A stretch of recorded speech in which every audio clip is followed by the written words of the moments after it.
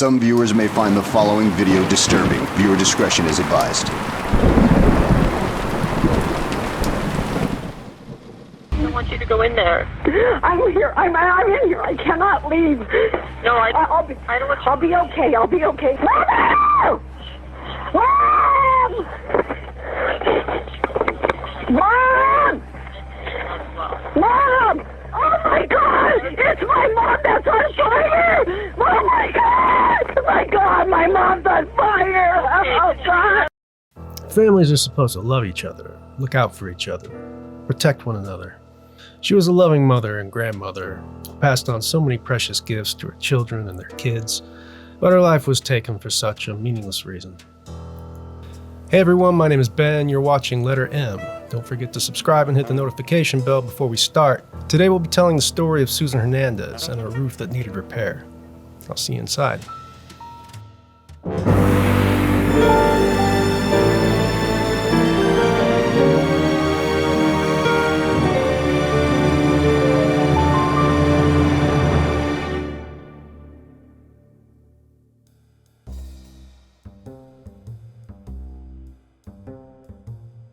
It was another warm day in Pueblo, Colorado. A light breeze rustled through the trees as residents awoke to their usual daily grind, getting the kids ready, making breakfast, the usual.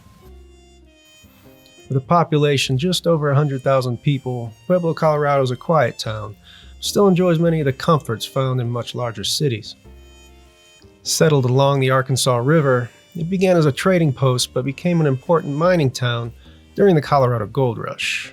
Now it's known to be one of the largest steel-producing cities in the whole country, creating a sort of melting pot of people and cultures traveling west to become a part of its industry. Full of open skies and sunshine 300 days of the year, many are attracted to its beautiful lake, riverwalk, and bike trails. Anyone traveling north over Raton Pass, heading for Colorado Springs or Denver, will have probably traveled through Pueblo. I've been that way many times myself. Maybe you have. This is where Susan Hernandez, 77 years old, lived and was part of the community. She raised 7 children that meant the world to her. They were her everything. She was described as a beautiful person inside and out, a wonderful mother, grandmother, warm and caring with a fun sense of humor. The love of her life, Carlos, died earlier that year in 2015. They were married for 59 years, but even though she was now alone, she still had her little dog to keep her company, and one of her daughters, Vanessa Hernandez, lived just across the street. Now, it was usually this time in the morning that her other daughter, Katrina Lavecchi, who lived about 45 minutes away, would call and talk with her mother, making sure all was going well and she was well taken care of. Katrina knew that her mother had been very stressed out lately and was having a lot of trouble sleeping. In addition to still being in mourning over the recent death of her husband, she needed her roof fixed, but was having a lot of trouble getting her grandsons to do the work. She had even given one of her grandsons, Anthony, almost $8,000 in advance to get the job done, but Anthony just kept putting her off and would never get around to it with his brothers and cousin. That breaks one of my golden rules: money and family just never seem to go together. Of course, she's the grandma. She's probably thinking, hey, they could use the money, they could use the work. So she wanted to be a blessing, and she got kicked in the teeth for it, nothing but headaches. Susan must have felt great reassurance knowing her daughter Katrina was just a phone call away and happy to listen to her troubles. But on that morning, July 28, 2015, Katrina attempted to call her mother, but was unable to get a hold of her. She left her mother a message and decided to try later. Later came, and still, she couldn't get a hold of her. She began to feel very uneasy. It was unlike her mother not to answer her phone or at least try to call her back. She couldn't explain it, but she had a feeling deep down inside, telling her that something was terribly wrong. She dropped everything she was doing, immediately got into her car and drove down to Pueblo. When Katrina finally arrived in Pueblo, she drove past the quiet neighborhood straight to her mother's place, where her worst fears were confirmed. Clouds of smoke were billowing from the house. Katrina placed a frantic 911 call. Police department can help you? Yes, there's a fire at my mother's house. What's burning? The house is full of smoke. I cannot find my mother. You don't see any flames? But yes, there's flames in the basement. And her music's on. The front door is broke. Like somebody broke in.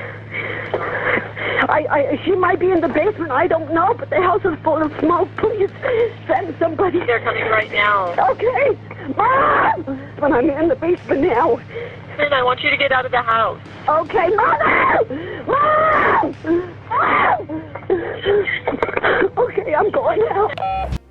It looked like the smoke was coming from the basement, and going against the advice of the 911 operator, Katrina went in to look for her mother.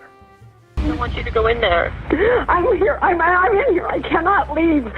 No, I don't want you. I'll be okay. I'll be okay. Mom! Mother! God, can they check the basement as soon as they get here? I'm afraid she's down there. Mother! Mom! Mom! Mom! Oh my God! It's my mom that's on fire! Oh my God! My God! My mom's on fire! Oh God! Can't even imagine the horror of witnessing a loved one in a scene like that. It's like some hellish nightmare that a person could never truly get over. But Katrina would later find strength from her sister Brenda, reminding her of her mother's words. Stop crying already, be tough, because their mother was tough. Emergency personnel arriving on the scene discovered the body of Susan Hernandez in the basement, and they knew right away that they were on the scene of a homicide. She had multiple strike marks to the back of her head, and there were blood splatter patterns all around her. Susan Hernandez was loved by everybody. She had no enemies. Families, neighbors, onlookers gathered in the street in utter disbelief. Among them was grandson Anthony Sena, who held and comforted his mother, grief-stricken aunts, and other family members. Meanwhile, police began canvassing the neighborhood looking for clues. Neighbors were able to inform police of suspicious activity they had witnessed, lights being left on late into the previous night when Susan Hernandez would normally be asleep. Somebody else reported a dark blue vehicle that was acting suspicious.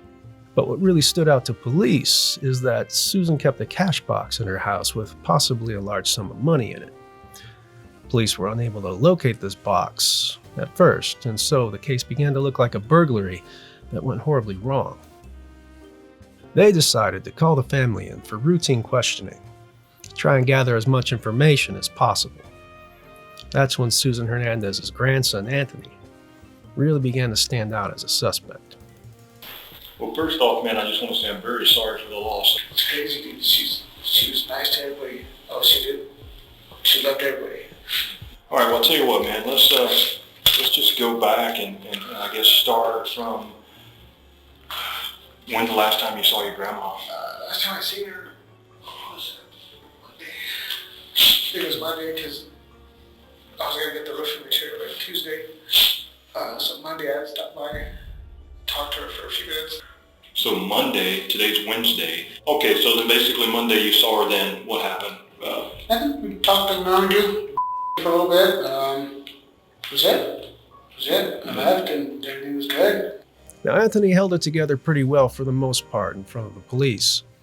He told them that his grandmother paid him the advance and that he had purchased the supplies for the roof. But when they asked him where he purchased the supplies from, he began acting strangely and couldn't give them an answer. How much was the total job going to cost? The total job's gonna be 76 now. Pardon me for all the questions, man. Oh, I you're don't have good. to ask Hey, a million. this is your job. You know what? If I could help you find whoever did this, I'd be good. Have you purchased the materials? Yeah, materials already purchased. Where'd you purchase the materials from? Look. You have to go down there and look. I know I have the receipt. One of us had the receipt. But you don't know who you purchased the materials from? No, I don't know the name of the company. I'm sorry. No, you're fine. I'm so lost right now. Anthony had been in trouble with the law ever since he was a kid. He'd done prison time for stealing, vandalism, and armed robbery. As you know, I've been in trouble already. Done prison time, I heard. Did you have anything to do with this? Hell no. Because I have to ask that. Yeah, Is that's that right. right? Yeah. I mean, because I mean, think about it. If we just go off the common sense thing. I mean, your grandma's never had any issues with anyone. And the reason I say this, man, is God forgive me if I come off as I'm like, I offend you in any way. I'm trying not to. You're looking for a response. No, I'm not. I'm definitely not looking for a I'm not response. stupid, dude. I've done this. I've been in trouble. But what you don't understand is I'm not looking for a response, okay? And Yeah, you are. I'm definitely not. Old man thing to do. That's why I gotta sit on this side of the camera. All right, man. So here's what you don't get about me, dude. I'm not like that. I know you think I am, but I'm definitely not. I'm just going on past experience. So, I know you've been in prison. I know you've been on the other side of this thing forever. But what I'm trying to say is I'm this. always in that like that. Like I'm a piece of No, you're not. Later, when the investigator leaves the room, what's really inside Anthony Sina starts to come to the surface. Cameras record him talking to himself, pacing the floor.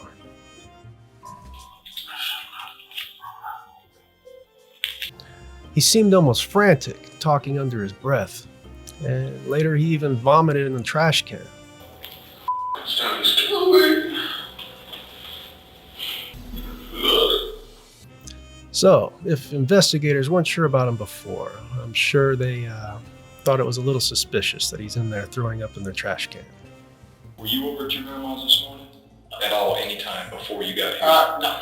I tried to go by my mom's. She wasn't there. What time was that? Fuck, honey. 6:45, 6:50. In the morning? This morning? Possibly. I just passed by. She wasn't. Anything else that you can tell me that would help? All right. Okay, sounds good, buddy. Oh, Police at this point, however, had very little to go on. They let Anthony Sina and the other family members go after gathering the information that they needed. A couple of days went by, then one evening something peculiar happened. Susan's daughter Vanessa from across the street, Anthony Sina's mother, distraught, approached some police officers who recorded the encounter on their body cams. Oh God, I can't. What's wrong? You want to sit down and talk to me in the car? No, he'll kill me too. Can you tell us what's going on? I understand you went over and had a conversation with one of our officers. I can't. Can't say what, man. What I think. What are you thinking? I can't think it because I'll end up dead like my mom. I think it's all about money. He's psycho. He's psycho. He's psycho. I know he killed my mom. What's your name? Vanessa. I don't want to die. If we say anything, he's gonna come after us. You okay? Have you been drinking at all tonight? Oh yeah. I don't have solid proof he did it. I don't know anything about that. I just have it in my heart that he did. Now, Vanessa didn't let on who she was talking about. It still could have been anyone in the Sina family, close to her, or even a friend of the family.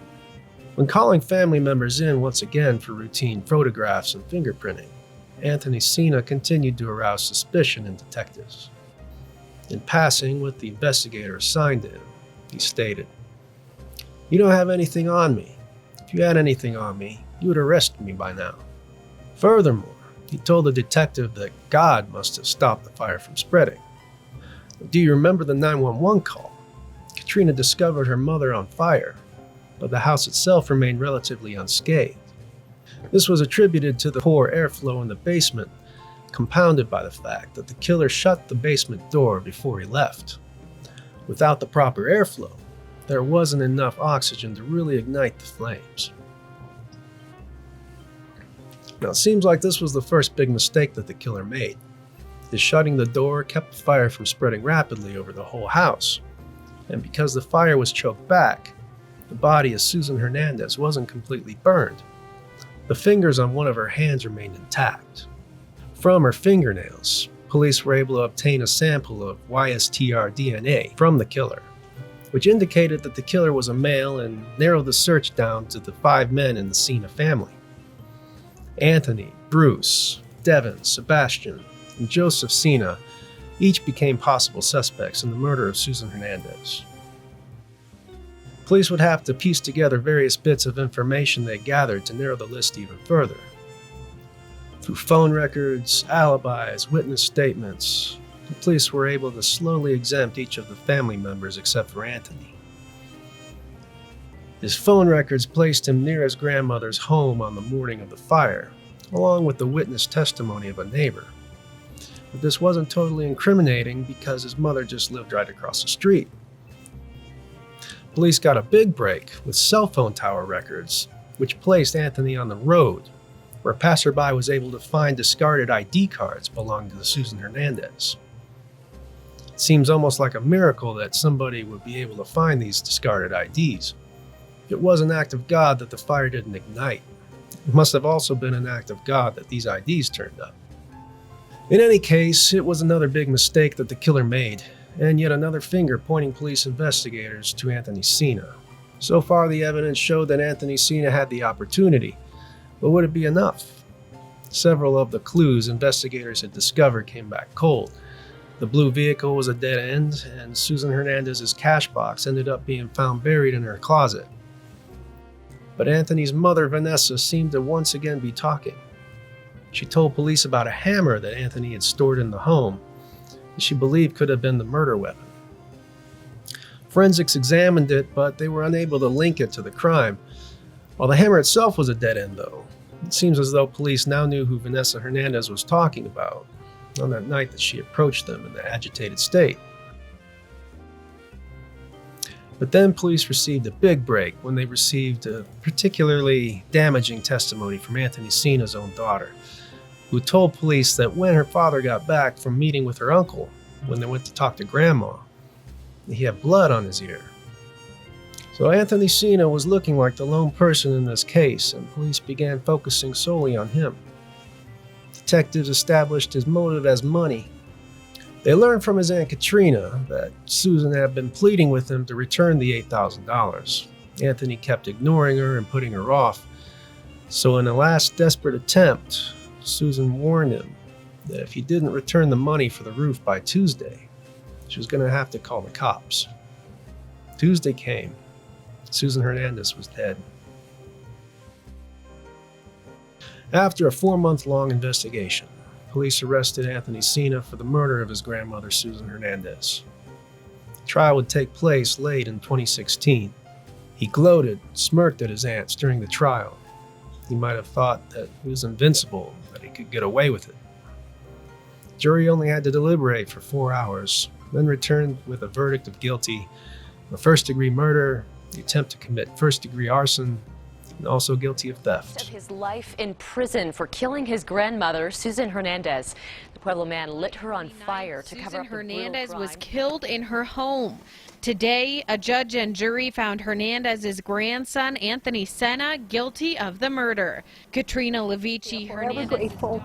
My mother and father are resting in heaven now, keeping an eye, watch on all of us now. I wasn't there to save my mom, so that's what I have to live. That's my regret in my life right now, is not being there to help my mommy when she was screaming and needed help. Anthony Sena was sentenced to life in prison without parole. Ironically, he begged police to let him pay back the $8,000, hoping it would get him off his back. It should have been easier for him to work himself to death than to do what he did. He should have thought of that before. He should have paid back his grandma the $8,000, worked something out with her.